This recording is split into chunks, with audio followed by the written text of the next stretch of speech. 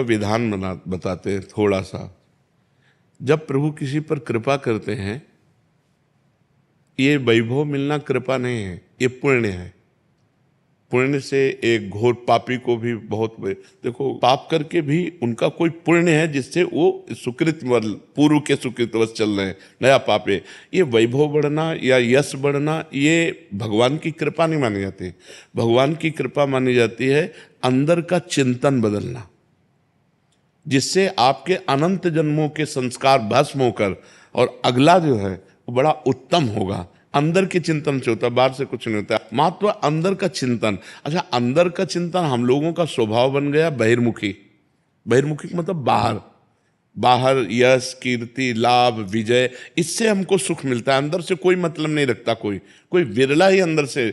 अब क्या होता है, भगवान जब कृपा करते हैं तो संत समागम देते हैं, फिर दूसरी जब कृपा होती तो विपरीतता देते हैं, और फिर अंदर से एक रास्ता देते हैं, ये मेरा रास्ता है, ये परम शांति का रास्ता है, ये शांति का रास्ता नहीं। भगवान वो रास्ता देते और जीव को अपने पास बुला लेते हैं।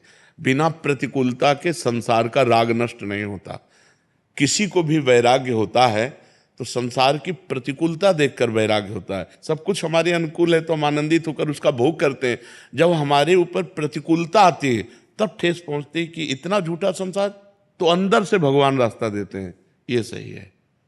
भगवान बिना प्रतिकूलता के इस संसार को छुड़ाने का कोई भी औषधि नहीं रखी। आज तक जितने बड़े महापुरुष हुए हैं, जिनका जीवन बदला है, उनको प्रतिकूलता का दर्शन करके बदला है।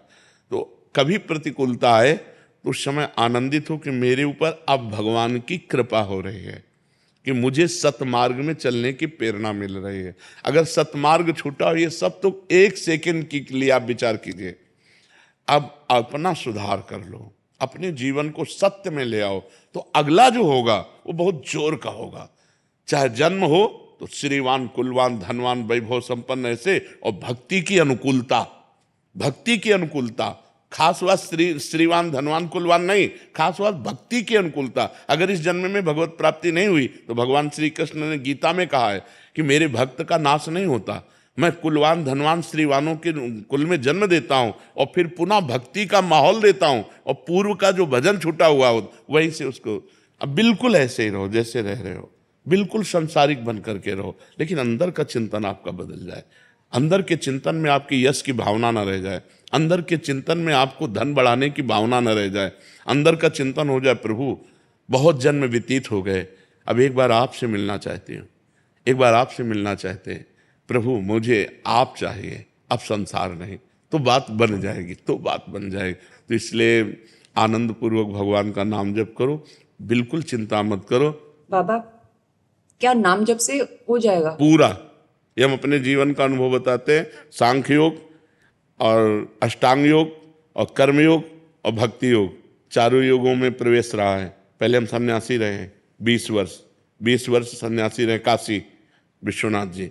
तो हम सांख्य योग, अष्टांग योग, जो अष्टांग योग है ना, अष्टांग योग, कर्म योग, इन तीनों को अच्छी प्रकार जान करके और फिर भक्ति योग में आए हैं। स्वयं भगवान शंकर से बढ़कर कोई ज्ञानी तो नहीं ना, सनकादि से बढ़कर कोई ज्ञानी नहीं। वो हरिशरणम हरिशरणम सनकादि हर समय जपते रहते हैं, भगवान शिव राम राम राम राम राम राम जपते रहते हैं। हम वृंदावनवासी प्रिया प्रीतम के उपासी, तो जो राम में राह है वही राह है, जो धा है ये रस देने वाली वस्तु है।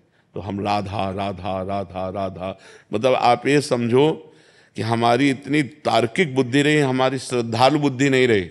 सन्यासी की जो बुद्धि होती है वो तर्क प्रधान होती, कसौटी पर कसने पर। तो हम केवल भावुकता में राधा राधा का प्रचार नहीं कह रहे कि हमने सुना और ऐसे ग्रंथों में पढ़ा और ऐसे कह रहे, स्वयं स्वाद लेके कह रहे और विश्वास के साथ कह रहे कि यदि आप राधा राधा जपते हो तो इसी जन्म में भगवत प्राप्ति हो जाएगी, इसी जन्म में। जैसे किसी से कहा जाए कि तुम सत्य बोलो, मंदिर में चढ़ के बोलो, तो हम मंदिर में नहीं, हम वृंदावन में बैठे हैं। करोड़ों मंदिर इसकी समानता नहीं कर सकते, भगवान का परम धाम है। अगर राधा राधा नाम चल रहा है तो इसी जन्म में भगवत प्राप्ति हो जाएगी। हमारी आखिरी श्वास यदि राधा, तो मुझे श्री जी की प्राप्ति, भगवान की प्राप्ति हो जाएगी, इसमें कोई संशय नहीं। और किसी साधनों की कोई आवश्यकता नहीं, आप केवल अंदर ही अंदर चलाइए और लिखिए। देखो हम जो कह रहे हैं उसको समझो। बहुत अधिक नाम जपने की हमें चेष्टा नहीं करनी, कम संख्या हो लेकिन मन लगा करके हो। जैसे हम, अब देखो आप लिखो राधा, अपने दिमाग में लिखो, खुले नेत्र लिखो या बाहर बाहर देखो, दिखाई दे रहा है राधा लिखा हुआ, वही कान में सुनो राधा, वही अंदर उठाओ राधा, ये तीनों का एकाकार हो जाए तो ये करोड़ों नाम जप के बराबर है। देखो जैसे हम बोला राधा, ऐसे हम 1000 राधा नाम बोले तो हम बोला राधा, ये उपांशु है, इसे उपांशु कहते हैं। राधा राधा राधा राधा 1000 बार, ये उपांशु हुआ। अब ये ऐसे उपांशु हम 10,000 बार जप करें, अंदर देखते हुए बोले राधा, उपांशु 10,000 बार नाम जप करने का फल एक बार मानसिक में है। इतना बड़ा फल है ये। ऐसे राधा राधा राधा चल रहा है, नेत्रों से हम उसे देख रहे हैं, कानों से उसे सुन रहे हैं। आप देखना कि अगर मन भगेगा तो आप लिख नहीं पाओगे राधा नाम, अगर लिख रहे हो तो मन भगेगा नहीं। तो चाहे 10 बार लिखो, 100 बार लिखो, लेकिन एक अभ्यास बनाओ ऐसा कि कुछ समय शांति से स्नान आदि करके बैठ गए और राधा राधा लिख रहे हैं, उसी का चिंतन कर रहे हैं। इसे अपना जीवन बना लो, फिर आप परिणाम में खुद देख लेना। कोई घाटे का सौदा तो है नहीं, ठीक है। ये सखी को दे दे, ठाकुर शिव जी की है।